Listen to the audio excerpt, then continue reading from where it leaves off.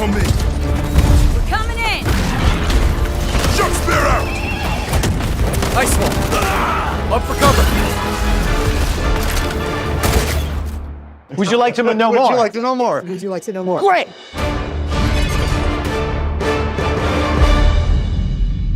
When we started, we wanted to make sure that we were making something that played to our strength, but at the same time, we want to bring something new to the table.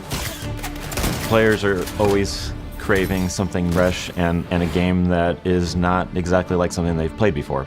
I think everyone was on board with fantasy meets ballistic guns. We thought, okay, well, we don't want to do sci-fi. What is the other conceit that we could make? It's like, well, Magic will let us do that. We wanted to integrate more fantasy elements into a shooter. We knew that we wanted to do like an FPS game. That's our core, that's our bread and butter. We know how to make shooting feel really good, so we focused on that first. We're not going to make another BR, we're not going to make an extraction shooter. We like the open world. We liked the base building, we liked the survival elements, we liked the mobility on mounts. It's taking all these elements from these different modes and putting them together. And then that kind of transitioned into our prototyping phase. The key is to fail fast, right? Because if you can fail a bunch quickly, you just learn a bunch fast. You can get to the good product faster.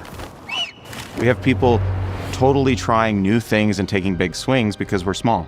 Every playtest, there is buckets of feedback. We pride ourselves on finding the fun, and it's sacred when you find it.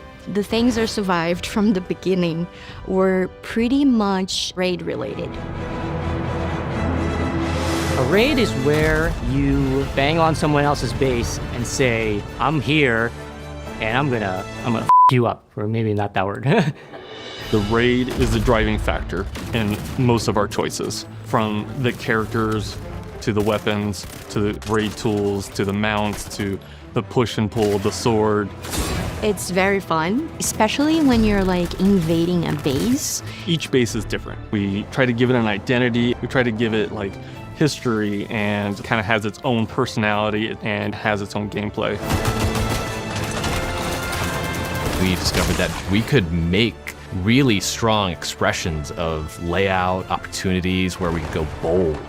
My favorite one is probably Bell Ringer. It has like the 3 bell towers. It has like candles on these like curved interiors.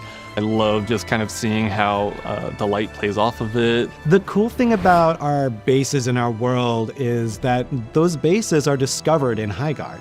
Who discovers them are our wardens. When you take story and you think about characters deeply and you think about Highguard and this mysterious land, everything is reinvesting in the world we are building. One thing that we wanted to do was make sure that like our magic felt not hand-wavy. So everything kind of like emanates from a source on the characters, and the characters is kind of what creates that magic. My favorite warden right now is Scarlet. I really enjoy her shifting sands ability. It's one way that you can silently get into the base, and then the enemy is like totally confused. Our wardens, I would say, are there to complement our guns in terms of lethality, but they're meant to add tactical and strategic depth to the overall match. It's exciting. You're at the beginning of a match. You don't know what's going to happen. Endless opportunities. All the character abilities and the destruction and the gunplay all come together into this really frenetic fight.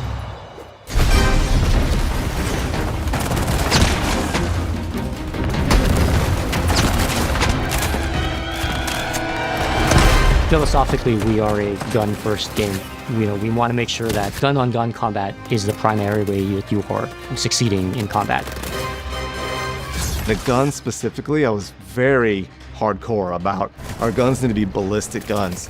I want to see people rack it. I want to see all the inner workings of it. When we shoot the gun, we wanted to make sure that there are tons of moving parts. We want to see like animators being able to have their full creativity to like bring these guns to life. So we wanted to start from a really grounded, realistic standpoint. When I'm firing a gun, I'm enveloped in it. I know what it is. That is a 5.1 surround design experience to put you behind the gun and make you feel like you're really there firing it.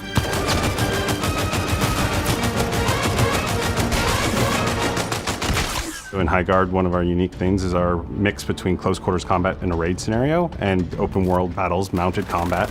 And we have to be mindful of creating guns that are fun in all those scenarios. Base raiding is this like intense like peak of action. right? And it's cranked to 11, but we learned that something being cranked to 11 the entire time is a lot of fun, but it's not something you can play for 3-4 hours, right? You need some better pacing there. And that's where the open world kind of helped, right? That's where that pacing break came in.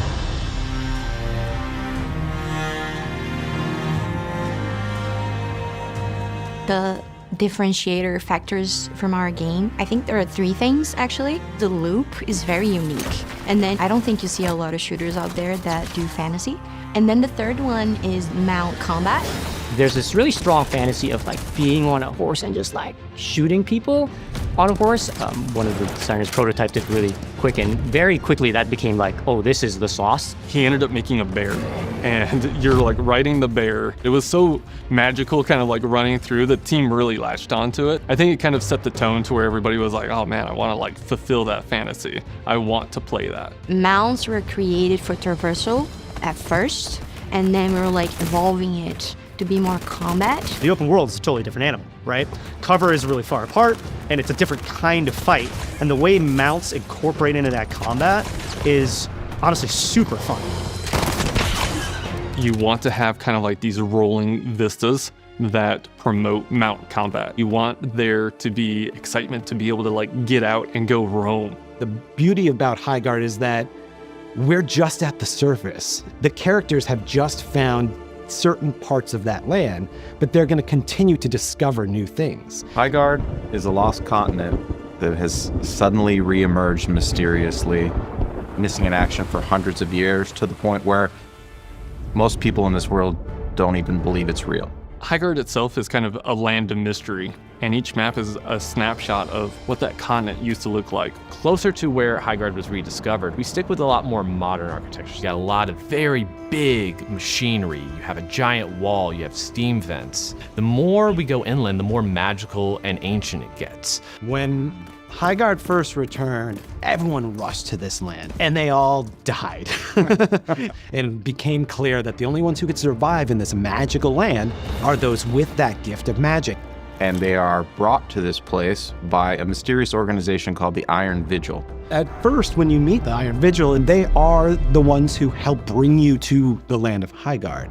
They're in a position of power because they broker all of the contracts that the Wardens take on. You see all of these characters being drawn like a moth to the flame to Highguard, and over time you're going to see how big that flame gets. We've picked our favorite things here and there, but I feel like we found a vision and stuck to it and created something that's genuinely new.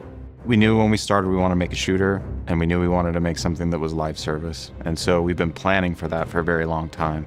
In fact, we already have a year's worth of post-launch content already deep in development. There's a lot of live service fatigue right now, right? These games tend to hit you with the FOMO, which I think players have gotten wise to, for good reason. We're building a game that people want to come back to. So the way our post-launch plan is broken up is what we call episodes.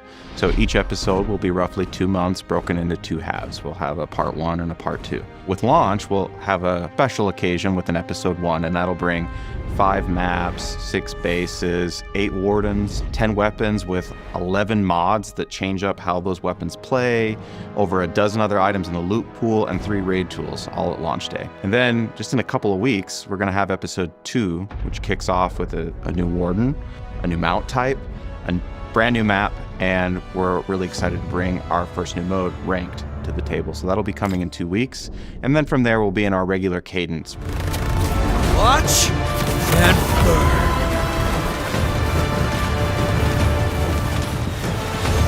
What I'm most excited for people to experience with this game is the care and the attention that went into making the gameplay satisfying and rewarding.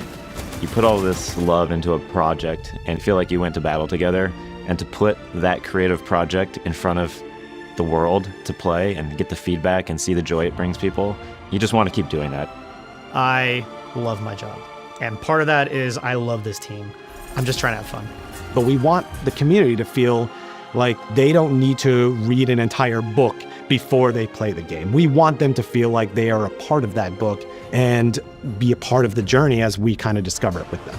Going from a blank page to a game that we are excited to play on the weekends. So I'm proud of the game, but I'm proud of the team getting to that point. This